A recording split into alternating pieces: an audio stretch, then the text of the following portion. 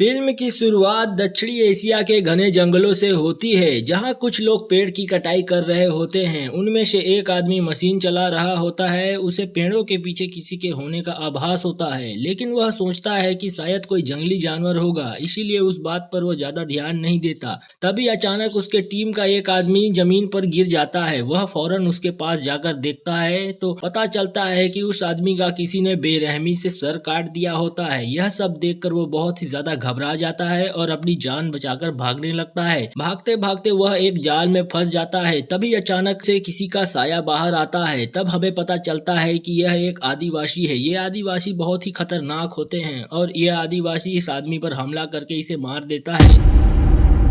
ये आदिवासी नरभक्षी होते हैं और इंसानी मांस खाते हैं। यह आदिवासी जंगल में अपना कबीला बनाकर रहा करते हैं। अब कहानी चार दोस्तों पर आती है, जो दो कपल होते हैं। ये चारों अपनी छुट्टियां मनाने जंगल में आए होते हैं। इनमें से एक लड़का आरजे होता है और दूसरी तरफ जैस्मिन और उसका पति। जैस्मिन का पति बहुत ही ज्यादा अमीर होता है। हाल ही में उसने अपनी कंपनी बेचकर काफी पैसा कमाया होता है, इसीलिए वह इस पूरी ट्रिप का खर्चा उठाना चाहता है और वो कहता है कि इस ट्रिप का पूरा खर्चा मेरी तरफ से। यह सुनकर सभी लोग बहुत ही ज्यादा खुश हो जाते हैं। अगले दिन सभी जंगल में घूमने निकलते हैं। एक गाइड उन्हें लेने आया होता है। वह गाइड उन्हें नाव में बैठाकर जंगल के अंदर ले जाता है और रास्ते में उन्हें बताता है कि यहाँ पर कुछ ऐसे भी इलाके हैं जहाँ हम नहीं जा सकते, क्योंकि वहाँ जाना बहुत ही ज्यादा खतरनाक होगा, क्योंकि वहाँ नरभक्षी आदिवासी रहते हैं। उसके दादाजी भी कभी कभी इस जंगल में आया करते थे, लेकिन अचानक एक दिन उसके दादाजी गायब हो गए। बाद में उनकी हड्डियां मिली,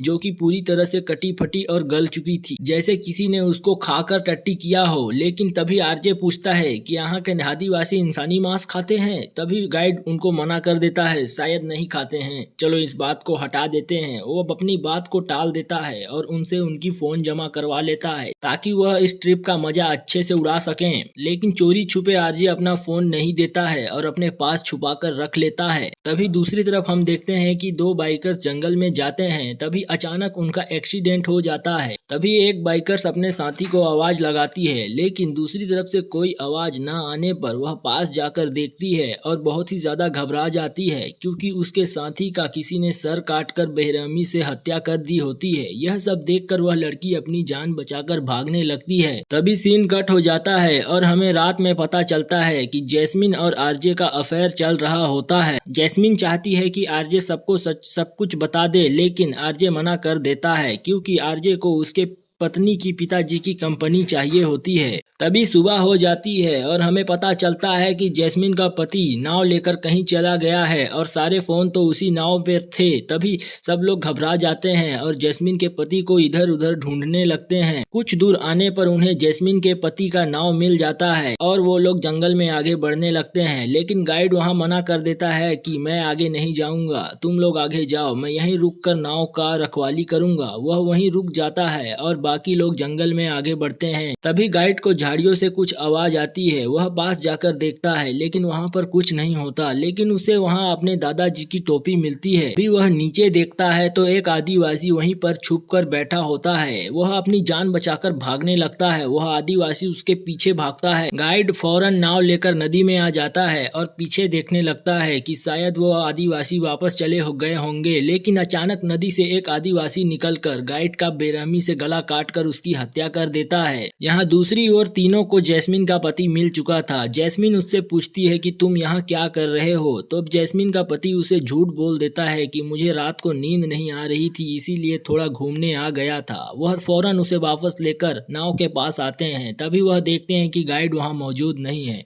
यह सब देखकर आरजे कहता है कि शायद गाइड कमीना वहाँ बोट लेकर भाग गया होगा।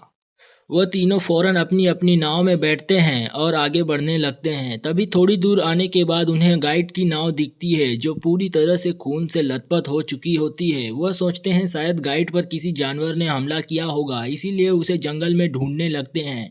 तभी उन्हें एक बर्तन में गाइड का सर उबलता हुआ दिखता है। तीनों वह देखकर काफी ज्यादा घबरा जाते हैं और अपनी जान बचाकर फटाफट भागने की कोशिश करते हैं।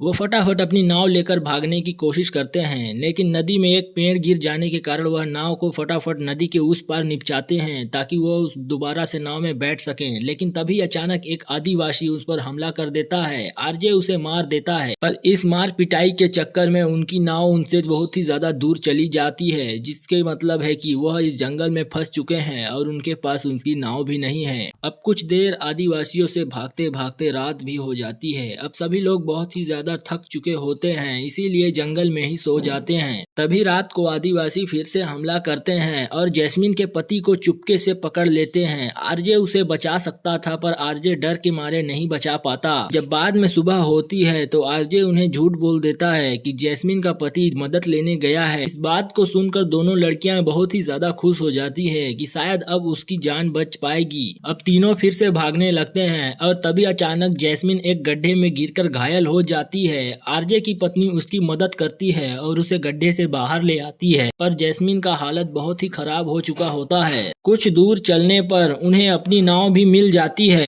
वह तीनों को अब उनकी नाव मिल चुकी होती है, जो एक झरने के पास आकर रुकी हुई होती है। वह फौरन उस नाव पर बैठकर भागने लगते हैं, लेकिन आदिवासी उनका पीछा करते ही रहते हैं। तभी आरजे एक आदिवासी को मार देता है, लेकिन तब तक और कई आदिवासी वहां पर आ चुके होते हैं। आरजे समझ जाता है कि हम तीनों का यहाँ से निकलना नामुमकिन है, इसीलिए वह जंगल में ही रुक जाता है और अपने आप को आदिवासियों के हवाले कर देता है, ताकि वह अपनी पत्नी और जैस्मिन को बचा सके और उनको थोड़ी भागने का टाइम मिल सके। आरजे आदिवासियों से लड़ने की कोशिश करता है, लेकिन उनकी तादाद ज्यादा होने के कारण आरजे बेरहमी से मारा जाता है। अंत में दोनों लड़कियां जैसे तैसे कर सुरक्षित जंगल से बाहर निकल जाती हैं, लेकिन उन्होंने अपने पतियों को खो दिया होता है।